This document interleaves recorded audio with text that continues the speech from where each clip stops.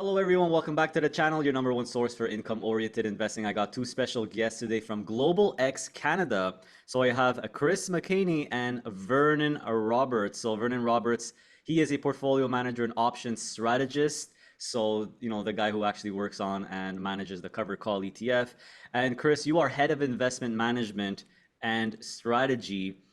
So Vernon, first time on the channel. Chris, not the first time.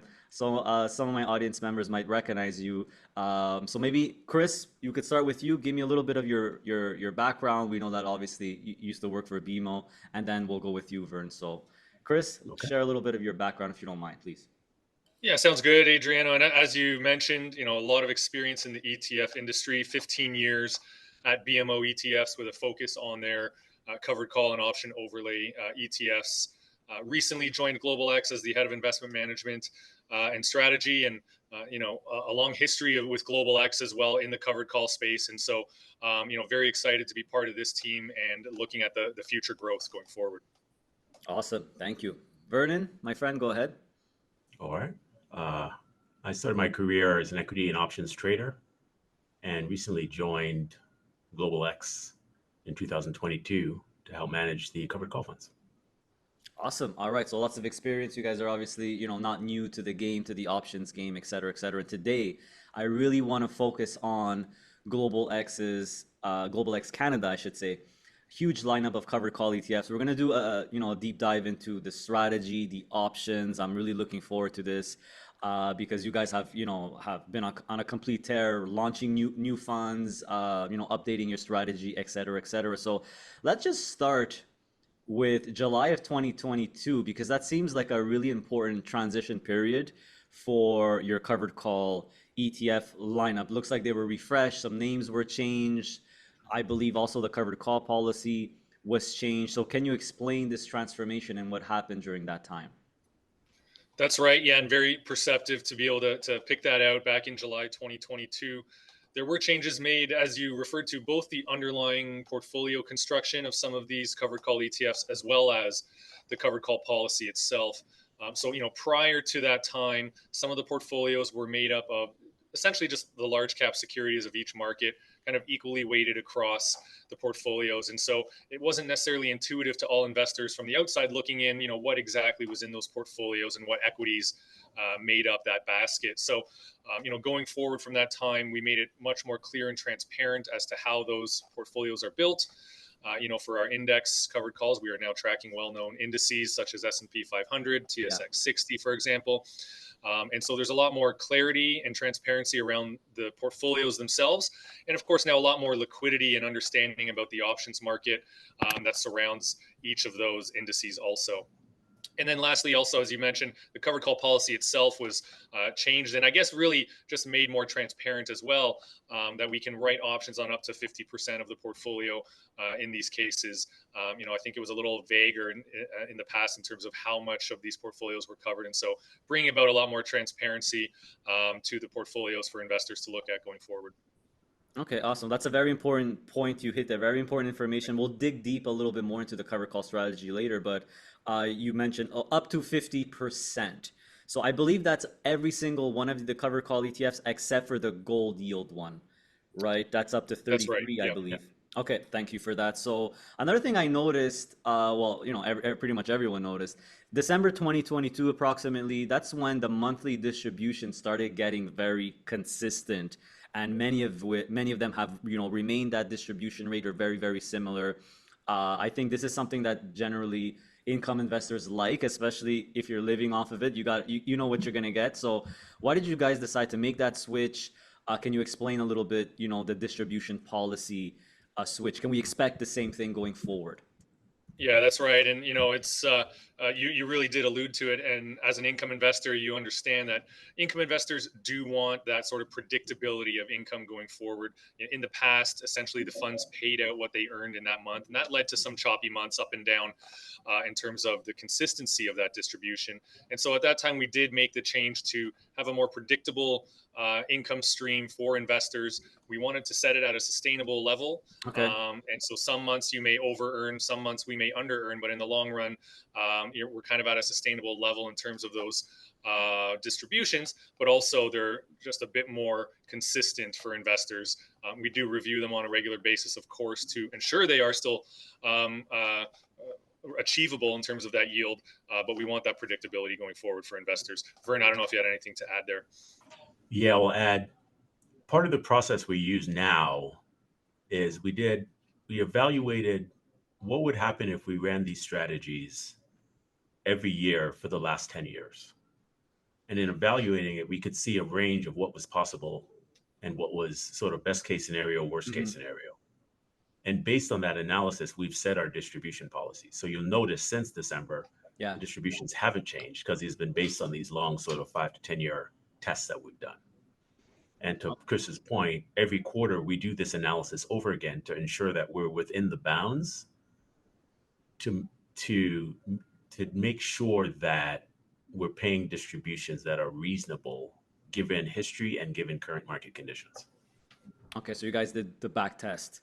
Yes. And you review it every quarter. So it's not like these are, let's just be honest, they're not set in stone, right? They could change if you guys feel you could, either way. I'm assuming maybe you'll feel like you could increase them, maybe you feel like you need to decrease them, but either way, That's right, yeah. can we say maybe that if that happens, it's probably not going to be a very drastic increase or decrease, and you're always looking, the priority, I'm assuming, is stable distributions. Yeah, that's right. And as we review them, like you say, yeah, maybe we decide actually we can do a little bit more here, or maybe we need to take a little bit off the table. And so it will be slight adjustments, I would say, through time.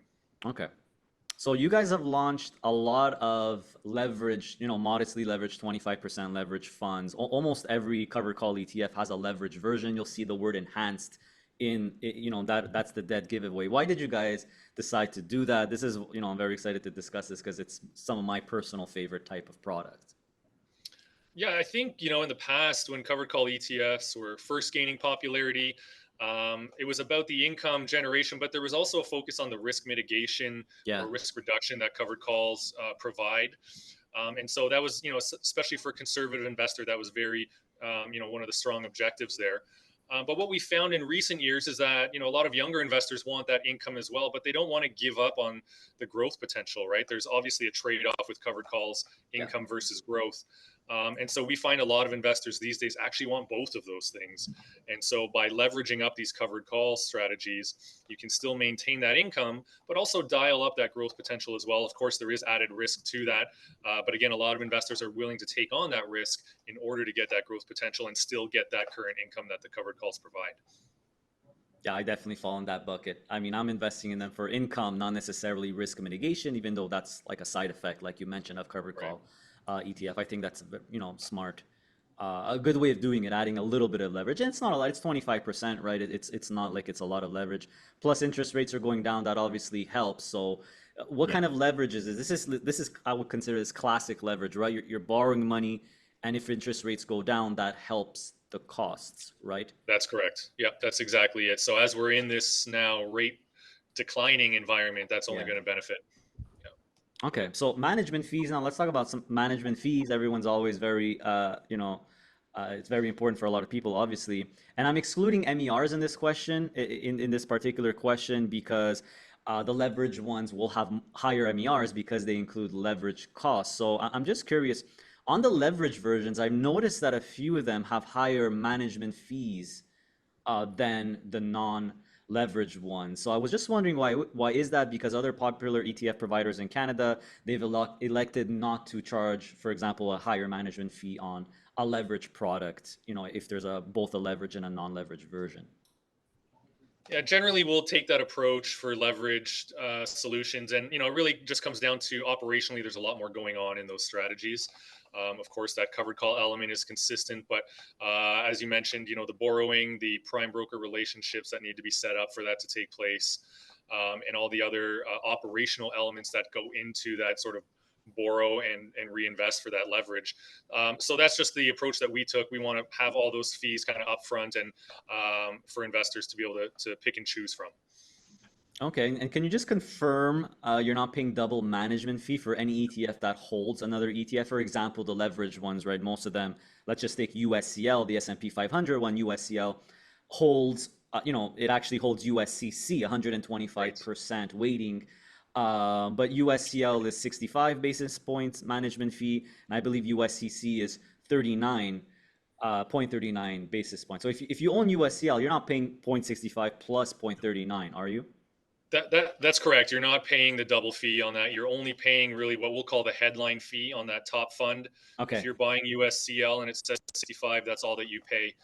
Everything else underneath gets absorbed. So perfect. it's just that top level fee. Yeah, Just wanted to confirm because it's a question, I get, sure. I always answer it, but I want to hear it from Yeah, you guys. absolutely. Yeah.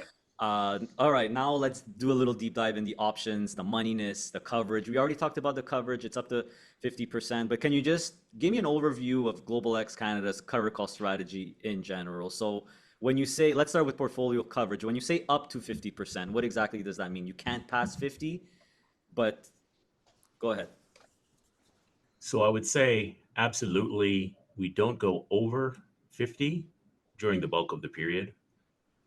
There may Okay. be an odd moment in expiry, and this is sort of getting into the details a bit, where if we have some out of the money options that are expiring today, but the pricing or there's not a need to buy them back, there may be a day where we're overwritten slightly when those will expire worthless, and then we'll write the new positions.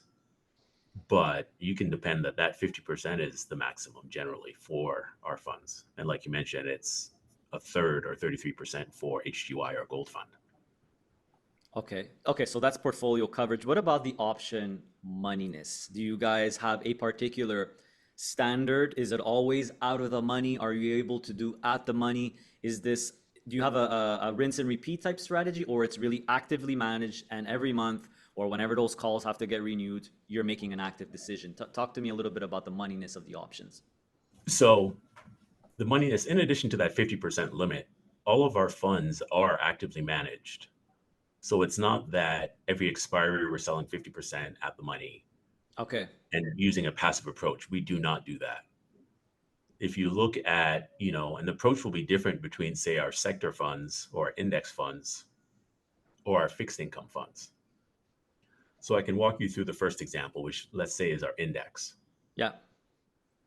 We'll write up to a maximum of 50%,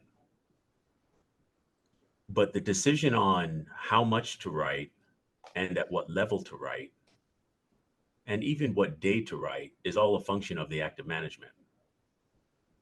And So, and what it's does that depend on? What are some of the factors? I'm assuming volatility, things like that. volatility, forecast. I mean, much to, we know that most people don't like covered calls because they fear selling away the upside. Yeah. And in a bullish market, you would rather sell out of the money than at the money. You would rather sell a little than a lot. Yeah. So it depends on the forecast that we have for that particular index, in this case, talking about index markets. If we're bullish for the next period, we would rather sell a little than a lot. We'd rather sell out of the money than at the money. When we're looking at the sector, our oil and gas or gold or banks, these hold individual stocks. Yeah. So when, we're evaluating what to do, it's not so much is the market going up or down, it's what's happening with this stock for the next month or two. And each individual stocks, when I'm going through expiry, we look at, am I bullish or bearish this name? What are the factors that could contribute to the forecast? How is the options priced? And what is the ideal combination that will lead us to, we should write X percent, Y percent out of the money on this day or that day. Okay. And then this is the best part. It's not just about the initial positioning. It's about managing the positioning during the month. Do we top up or do we take away? Active management, I believe, is much more involving in that the decisions we make aren't static one-time decisions, because we don't have a one decision meets all markets market. The markets are fluid. So we believe we should be active and fluid in managing these funds. Awesome. So active management, and just in case my audience isn't the one, you're talking about the index ones. You're talking, you guys have all 5 indexes. You're talking about USCC, USCL, QQCC, QQCL, Yep. and then the sector when you actually have those single stocks in the portfolios, that would be like BKCC, ENCC, GLCC. Yeah, and yes, I know them all by heart. By the way, I know It's all the impressive. tickers by Great. heart. Yeah. That's great. So okay, so you guys are with the index ones, you're kind of looking at the overall market, I'm assuming, but with the stock, with the sector specific ones, you actually know the. So you're telling me you know the stocks, you know what they're doing, you're actively looking at them, and you know if there's earning reports coming, and you're doing active management to select, strike prices and things like that within the portfolio. I think it comes with greater understanding. If you start top down, we have to see what the market is doing, and then the market's impact on a sector, Yeah. and then the minutia of each of the individual stocks. Are they going X? Are their earnings? Are they going to be good earnings or bad earnings? All of these things impact your forecast for a stock. Yeah. And I think I believe the best way to manage these funds is you need to understand the underlyings, and then you need to have a view, and then you need to act with conviction. And then Okay. you need to be flexible enough to reassess your models and your assumptions and course correct as the probability of success increases. Or the probability of success of your forecast, that is. Okay, cool. And if we what kind of options do you, so the index ones, S&P, Nasdaq, TSX 60, are you guys using exclusively index options, SPX, NDX? Do you write options on single stocks themselves, or is it for the index one specifically, you're only using index options? So I'll walk you through for the index. For Canada, we can write on the index or the ETFs. So specifically, we'll write either on the XIUs or we'll write on our underlying index options. You're talking about For the NASDAQ, CNCC now. yes. Okay. Oh yeah, you're a ticker guy. So for USCC, our S&P 500 fund, we're writing the SPX options, the big Okay. ones. And for the NASDAQ or the QQCC, we're writing on the NDX options. What So about able to tap into that liquidity in the U.S. market, right? Those index options, obviously, very, very liquid investments, and so a great way to implement the covered call strategy efficiently. yeah, very, very liquid options in the US. What about the other two indexes, the one that focus on international and emerging markets? These are more newer ones that you've added. Do they have index options? Are you using index options there as well? We write Yeah, on the we use options on sorry, Vernon, options on an index or a U.S. listed ETF as well. And to the extent our own ETFs that we hold have options listed on them, we could use those also potentially. Interesting. Okay. Okay. So you could write options on even on some, I'm assuming like maybe iShares or the big liquid ETFs. That makes sense to That's me. right. What about the sector specific ones like the gold and the energy, the ones that don't have indexes? Well, some of them follow indexes, but you have the individual stocks. I'm assuming you're writing calls on the individual stocks. Are you doing it on all of them every month? Are you selecting? Run me through the process for those ones in particular, if you don't mind. So for our three sector funds, Mm-hmm. banks, which is BKCC, energy, which is ENCC, and gold, which is GLCC, we own the individual names and we write the options for each of those individual names. For some of the funds, again, it's stock specific. It depends on if there's liquid options. It depends on if those options are priced correctly versus our models. And it depends on our outlook for the name. We don't always write on every name. Okay. We often don't write the same amount on every name or the same moneyness on every name. So it's all very much customized. It's all, we could write on, let's say, TRAP on expiry Friday, but wait till the following week to write on IMO, for example. Okay. So it's So it's actively very much, managed once again here. absolutely, yeah. Okay. Okay, cool. And one of the things I want to, and I'll share my screen. One of the things I really like about your website, I really appreciate, you have what's called here. Let me just share. Make sure I'm sharing it right here.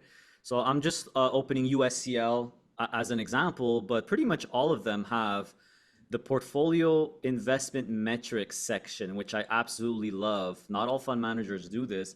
This actually shows you the stats of the covered calls or the options. So can you run me what this means? And this is typically updated at the end of each month, right? So can you percent written by month end, 46.97%. Is that relating to the portfolio coverage?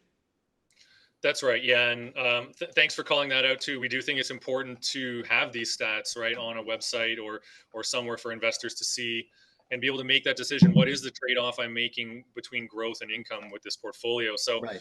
that's exactly correct. As you say, this is a data point as of a month end, and we update it monthly. And so as of that month end, in this case, as of August 30th, in this portfolio, let's call it 47% of the portfolio was covered with options. And so that's what that's referring to, is at that month end, at that date, how much of the portfolio is covered with options. Okay, it's not like you're doing it once a month and okay, for this whole month we're covered 47%. This is just the stat as of that date, as of August That's 30. right. Yeah. Perfect. Average OTM percentage when written. So it's very specific when written. So minus 30.35. Can you explain what that means if you don't mind? Yeah, so a minus in this case would actually indicate an in the money option. This is potentially, there could be some slight timing differences around here. But what we try to do every time we write an option or we trade an option is we capture, how far out of the money is the option that we're writing at that time, and then we kind of sum that up throughout the month. I mentioned maybe some timing differences here. This could be an end of day price that we're using for a stock, and so even if we write it slightly out of the money, by the end of the day, it could be slightly in the money if there was a rally or what have you. And so this is essentially telling you, again, with rounding errors here, let's say that for this month, the average moneyness of the options we wrote were kind of at the money in this case when we wrote those options. Okay, yeah, that's what I figure. I figure, okay, these options are, when written, they were probably a little bit either at the money or closer to at the money. Whereas if we look at, for example, ENCL, which is a leverage version of ENCC, if we go to sorry about that, the investment metrics here, you see that there's much less coverage as of August 30th, and it's 2.49. So I'm assuming during that time, the options were 2.49% out of the money if it's positive 2.49. That's right. Yep, that's exactly it. Okay, and some of them even have percentage of options out of the money by month end. This would mean the percentage of options that are currently not going to be exercised, that are out of the money. That's right. Yeah. And so this is telling you 2/3 of those options are still out of the money as of August 30th. And so, you're not going to be exercised necessarily. That's awesome. I honestly, I don't think any other fund manager puts this level of detail. And I have to say, I check it every month and I really like the information. I think it's awesome. So thank you very That's much great. for explaining that in Hey, detail. Jono, Yes. I'm going to give you an additional color. You had pulled up USCL first, right? Yes. So I can tell you on that expiry Friday. Here's USCL. Yeah. Can you pull up USCC actually? Yeah. I'm just curious to see the difference. But then I'll give you some color into that out of the money number when written. I think USCC, I think it's the exact same thing. It should be the same. Yeah. So It's loading now. I don't know why it's taking so long, but there we go. no problem. Here it is. Yeah, perfect. It looks the same. So the view that month was that we were going to get some softening in the market. And the decision was made to write fairly close to at the money, Aha. Makes fairly sense. close to maximum written for August expiry. Okay. And what you'll notice during this period, this is part of the active management part of it, is during that part of the market when the S&P fell off, we were buying back options and we were less than 50% written going into September expiry. Okay. Makes sense. So just to highlight that point that Chris had mentioned earlier, this is a snapshot in time. Yeah. Shouldn't be, okay. I see what you guys are trying to say. You should take this with a grain of salt. It's the information as of that date. It doesn't dictate the whole 30 days or the month or whatever. That's Exactly. right. Yeah. Okay. Okay. Makes perfect sense. So before we do a deep dive into, the index specific ETFs, the sector specific ones, I think I have one more question in terms of general covered calls here. You have a .U versions, right? So USD, you buy them in USD, you get the distributions in USD. It seems like you only have USCC .U. You don't have any other ones. Any plans for more .U versions, for example, on QQCC or some of the leveraged ones? Yeah, I think that's something we can take a look at. And we're always kind of reviewing our lineup and what we're currently offering. Typically, you'd see a .U on anything that potentially has a US underlying. And so, as you say, QQCC could be a natural place to have a .U. I think, we're always wondering what is the demand for US dollars specifically. Obviously, there's a high demand for income in general. How big of a demand is there for US dollar income? And we do see that from time to time. And so currently have that on one of them. We want to see how popular that might be, and can certainly add to others over time when we see demand. Maybe it'd be interesting for you to canvass your viewers and see what the thoughts are on US dollar income. Yeah, for sure. I mean, it would definitely be interesting for me personally. I have to admit because I want to invest on TSX listed funds, but in Panama we use the USD currency, so I could see myself, that would be an interesting option. I know like retirees who travel a lot who want USD like that as well, because mostly when Right. when you travel, you need USD most likely when you go to Florida, Yeah. et cetera, et cetera. So I think it could be a good idea for sure. If I may Um, add, Adriano, yeah, of course. our pay series, our fixed income series of, if we miss to call them covered calls because we write both calls inputs, but we do offer short, medium, and long duration in CAD and US dollars for That's those true. products. SPay, MPay, LPay, I believe they trade in Canadian dollars, but the distribution is in USD for those ones. And then you even have .U versions of all of them, which is everything is in USD, right? So yeah, I've covered Exactly. that in a previous video as well. So yeah, there's definitely options, definitely for USD. So all right, so moving on to some of my personal favorites. I'll be honest, the index specific American cover call ETFs, so USCC, USCL, QQCC, QQCL. Can you just confirm that those ETFs, in particular those American ones, American focused ones, you're not using any currency hedging, so they're not hedged to CAD, right? No currency hedges on those, just the pure US underlying exposure. And then, of course, that exposure to that currency. Yeah. Okay. Any particular reason why you decided not to? Some fund managers do, some fund managers don't. Some of them have different versions, hedge. Yeah, I think for us it was just and going back to the risk mitigation element that covered calls can provide. We found in general, if you have US dollar exposure in your portfolio, that tends to limit risk a little bit or dampen that volatility a little bit. Typically, if equity markets sell off, the US dollar rallies, and so you get a little bit of a cushion to the downside. And so for the initial foray, we felt that was the best sort of solution. Certainly over the long term, we could add hedge series to these if we see demand there as well. But that's the approach we took, was kind of have that US dollar exposure, and that dampens the overall volatility. Hmm. Okay. Okay, perfect. For my next question, I'm just bringing stuff up because I think there's going to be it's going to be easier to share my screen. Okay, so one thing I noticed, and this is some of the changes you guys have made, USCC, QQCC, so the non leveraged ones. The leveraged ones just hold 125% of USCC, QQCC, but they actually used to hold. So USCC, QQC, they used to hold the corporate class ETFs. Those are the ones that have no dividends. So in case people are getting confused, I'll share my screen because it'll just be 10 times easier. So if we look at USCL, it just owns 125% of USCC. But if we look at USCC, we look at the holdings, it now has the Global X S&P 500 index ETF, and then you're writing covered calls. That would be this ETF here, USSX, which is a newer ETF that's in your lineup. Before, you used to have this one here, HXS. This is the corporate class one. So just real quick, maybe you guys, what's the difference between this one here, HXS, and USSX? So HXS, sorry, is what we call a total return vehicle, and it gets its exposure synthetically. So, and that's through a swap with a counterparty or multiple counterparties. And so it's a very tax efficient way to gain access for those looking Mm-hmm. for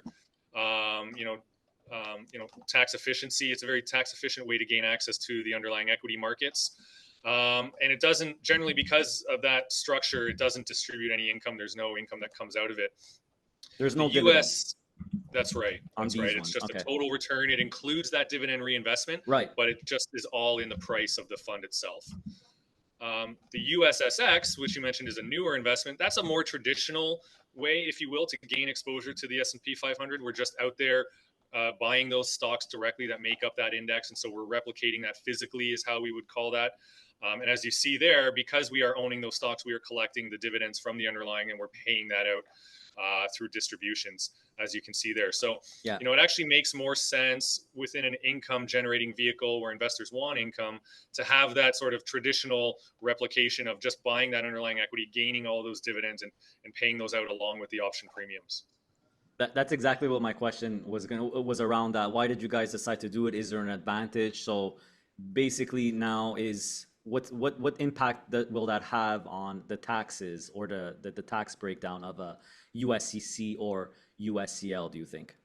Yeah, I think it'll just make it a little bit more transparent as to where that taxation is going to come from. When we talk about covered calls in general, there's a couple of different income streams, right? There's the income from the dividends from the Yeah. underlying equities, and then there's those call options that you're adding on top of it. We know with those call options, generally those are taxed as a capital gain. So that's always going to be the case, kind of regardless of how you build that underlying.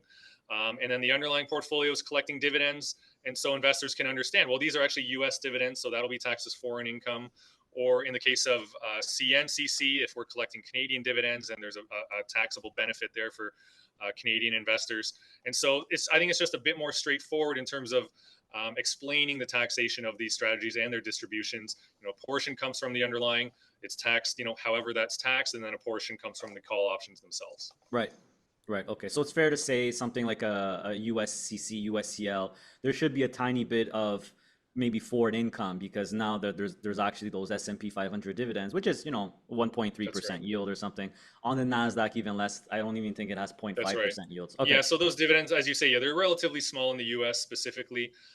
As well, we can kind of use the fund expenses to net out some of that income as well. So we're only distributing what's left over, and hopefully that's the tax efficient stuff, like the cap gains from the option premiums. So yeah, generally lower levels of income, but you could see some of that foreign income creep in on those US underlyings. Okay. Okay.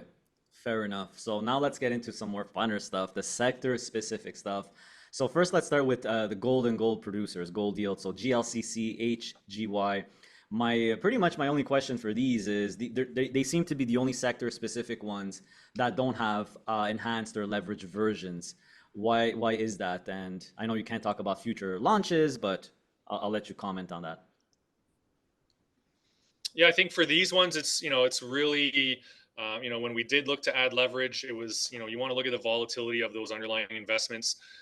Gold in particular can be particularly volatile in certain market environments. And so we felt, that might be the last step in terms of adding leverage. Should we want that, or should investors kind of tell us they want it? And so that's kind of how we've approached it. Is those sectors that we're quite comfortable with the underlying volatility, we'll add those leveraged exposures, and then we'll see what the uptake is, and we'll see what the interest is on gold and others as well. Okay. Okay. So ENCC, ENCL seems to be one of your more popular ones in terms of AUM. They're very, very, very high AUM, very nice yield as well. Why do you think these ones are really popular with investors, or in particular the oil and gas ones? Vern, you want to take a stab there? Sure. I think part of it obviously is the yield. I think that helps. I think part of it is the performance of the funds this year. If you look at our energy and gold funds, the performance has been fairly good. And this is also Canada. People like to own energy. I was just in Calgary meeting with advisors, and the first thing we talked about was energy. Yeah, a bit of an ugly duckling sector, I like to call it, but a sector that's very, very profitable. That's right. So, and big in Canada, obviously Canada has a lot of oil and gas companies, very resource-rich countries. So, there's gold and energy and things like that. So, yeah, that makes complete sense. I'm just curious, why only the Canadian? So one particular thing I personally like, speaking of ENCC, ENCL, it's not just oil and gas producers. You guys actually are following an index called the Selective Energy. So I believe there's 7 oil and gas producers. I think Meg Energy was just added. But then you also have the 4 big pipelines, right? Enbridge, TRP, Pembina, Kiera. So why only focus? I'm curious on the Canadian energy companies. Why not add some American ones like Exxon Mobil and Chevron and those companies there? Why only Canada? Yeah, it's certainly a possibility and something we always look at. I think really there's almost it's almost two different industries. Obviously, they're both oil and gas, energy related, but the U.S. market actually operates very differently than here in Canada. The type of oil Hmm. that we are so plentiful in up here as well is a little bit different, and so there are different drivers between those two different markets.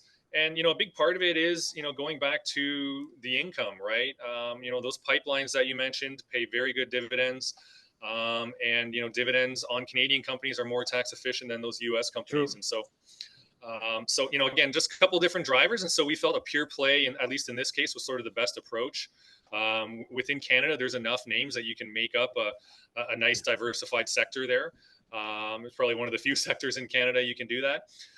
And so we felt that's kind of the best approach. Maybe down the line we have a U.S. offering, or maybe we expand that over time. I think option liquidity always plays a role in how we want to build our portfolios. But yeah, as of now, we think, as you said, it's very popular as it is, and we think Canadian investors want those Canadian oil and gas companies. Makes sense. I can't argue with the tax efficiency of eligible dividends versus foreign income from the U.S. And one thing I've noticed is I look at ENCC, ENCL, the investment metrics. I noticed that, and this goes for even the gold one as well. The percentage written, the options, there seems to be much less written. It seems the options seem to be more out of the money. So less options written, but the yield is enormous. Sometimes ENCL is pushing 17, 18% yield. So is this big yield, sustainable while writing less options compared to, for example, an S&P 500? Is it the volatility of the stocks? Is it because these stocks already have big juicy dividends already? Is that a factor as well? So, Yeah, maybe. Sorry, go ahead, Vern. sorry, I'll take the first stab at this one, Chris. Yeah. You remember earlier we were talking about active management not being the same as passive management, Yeah. and how that metric is a snapshot in time. We can collect premiums any time of the month that will contribute to that distribution. And that snapshot of 2% out of the money, 20% is merely that. It's merely a snapshot at that moment. Okay. Right. And, we could be right. We could be either buying back before that period or writing immediately afterwards. Because in addition to looking at the market, the sector, the individual names, we're also clearly aware of the distributions we have to pay. And that also has an impact on what we're doing in terms of managing these option portfolios. So Yeah, and the, that's all. That's really all I was going to reference, was that point in time, sort of in terms of that reporting. You're seeing that snapshot element. Doesn't necessarily tell you everything that happened before or after that date. But I think also the particular sectors we're talking about, there is a lot more volatility in that underlying, and so there is a lot more premium to be had. And writing on single names, you get more premium than writing at the index level also. So there's a couple of different things going into it that differentiates it from the index ones. Yeah. exactly. And I'm just curious, are you writing the covered calls on these? Because I know some of these are actually have New York Stock Exchange. Some of them are listed in America on the US. Are you writing the calls there because the options is more liquid, or are you actually writing them on the TSX? So we're doing a bit of both. I Oh, mean, okay. the liquidity in Canada is deceptive in that our counterparty relationships affords us the ability to trade size at a good price. It's not like, trading my PA or trading your PA in Canada and complaining about wide spreads. We don't have the same wide spreads when we're executing our orders. Okay. So volume helps keeping those spreads nice and tight. Uh, Absolutely. I'm assuming this also applies. You said a little bit of both. I'm assuming that applies also for things like BKCC, GLCC. 'Cause I know even Canadian banks. There's listings in the U.S. stock market. So you have the ability. Let's say you have the ability to do both. That's right. Yeah. Awesome. Yeah. Just another tool in your toolbox, I guess. Okay, perfect. So one last specific ETF I want to talk about. I typically refer to these two as like the all-in-ones of all-in-ones. I'm talking about EQCC and EQCL. I think this was, personally, when this one came out, what a phenomenal idea. So let me just open it up. So here's EQCL, which is a leveraged version of EQCC. And if I just go to the holdings, this one basically holds, your 5 index-based covered call ETFs.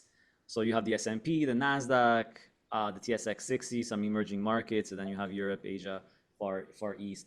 So this is a fantastic idea. Would you say this is like basically give me the whole world with covered calls, and with this one in particular, 25% leverage?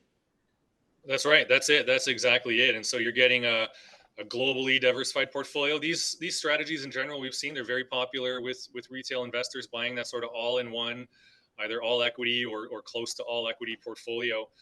You're getting all the major geographic regions, Yeah. including emerging markets. You're getting it all in one ticket. And in this case, as you say, you're also getting that option overlay on top of it. And in the case of EQCL, a little bit of leverage to go with it also. So a lot of different variables for investors to choose from. And, we thought it made sense to have that all-in-one portfolio for an income investor, instead of having them try to grab all the different sectors and build their own portfolio.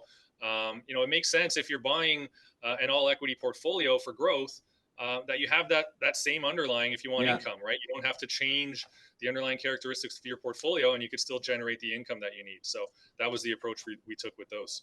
Yeah, and here's the all equity one, the growth version, right? HEQT, very popular style of ETF in Canada. Basically, give me all the best indexes to give me exposure to the best stocks all around the world. You have HEQT. You also have HEQL, which is a leverage version. So basically, you have non-leveraged growth, leverage growth, non-leveraged covered call, and leveraged covered call as well. So the investor could, has these amazing choices, and of course you could mix and match as well. So I thought this was a really, when I saw it, EQCC, EQCL, because I focus more on income, but even HEQL, really good idea. So I know a lot of people like that because it's almost like, we'll go with this, and that's really all you need. You have the whole world in one basket, in one ETF. So that's awesome. That's awesome. So, okay, final questions now. So I know you guys really can't talk about like new products, but do you have plans? And I'm just specifically referring to, covered call or income oriented ETFs for other ETFs, for example, other sectors, or maybe some single stock covered call ETFs. I know those have been on the rise, not only in Canada but especially in the US as well. So is that something you're thinking about or looking at? Yeah, I think you probably know that we're always kind of reviewing our current lineup of ETFs, and also what else is out there in the industry. What can we innovate on and be the first to market with also? And also being Global X, we have that global platform to tap into now. Obviously, Global X US has a lot of covered call strategies there as well, and around the world. We've seen different strategies resonate with different types of investors. So we'll always draw on all of that data to see what's the next best solution for us. I'd say clearly we are committed to the option overlay space. It's something that Global X, the previous Horizons, has a long history with. It's kind of in the DNA of this firm, and we think investors are just getting around to realizing the benefits of some of these things. And so, whether it's single stock options or ETFs, or whether that's using different frequencies or different types of underlyings, we're always going to review those, and not just launch them if others have launched them, but think about the best way to provide that exposure and the best way to deliver that to Canadians. And if we can get up to a good solution, we'll come to market with something for sure. Awesome. So final question. Sorry, did you have something, Werner? No, I think Chris wrapped it up nicely. I was just, I have nothing to add there. Okay, perfect. Last question, guys. You've been with me almost an hour. I really appreciate your time. I know you're busy, and this is a question I always ask, everyone at the end. So, income investors in Canada, it's a completely different game now. Chris, as you know, now versus 5 years ago, now there's so many choices. There's so many players. I think Fidelity recently launched their own S&P 500 today or 2 days ago. It's an explosion of these types of products. Why should investors trust Global X Canada or put their faith in these particular products now that there's so much competition? Yeah, I think you raise a good question and a good point. And you know, more than ever, there's a lot of choice for investors, which is great, right? That's great for the retail investor. There's a lot to choose from, but it also, you know, means you got to do a little bit more work. You got to understand all the different flavors that are out there and determine which one's best for you as an investor, right? And so I think what makes sense is selecting a few different issuers that you have confidence in working with. You know, maybe you've had a Global X covered call before and it's worked as you expected it would. That probably gives you a bit more confidence that if you invest in another one, it will work the way you think it should. And so for us, it's really about delivering those outcomes that investors expect. It's about, you know, having these conversations with you and others about educating investors on what to look for, and it's about providing that service and those details. You know, you talked about what we put on the website, those metrics, and being transparent and making sure investors just have all the information they need in order to make that decision for themselves. Makes complete sense to me. So guys, I really appreciate your time. Hopefully we could do this again. Maybe next time we could ping the audience for some specific questions. I know they'll probably have some questions. I know they'll probably put them in the comment section below. So I'm speaking to my audience here. If you guys have questions, don't hesitate to put them in the comment section below. Maybe we could do this again. You know, always looking forward to speaking with the faces behind the actual covered call ETFs, and I know my audience is going to appreciate it because global, you know, some of your ETFs are definitely very popular with the community. So thanks again, guys. I appreciate your time, and hopefully we'll do this again soon. Take care. All right. Thanks for having us. Perfect. Thanks, Andrew.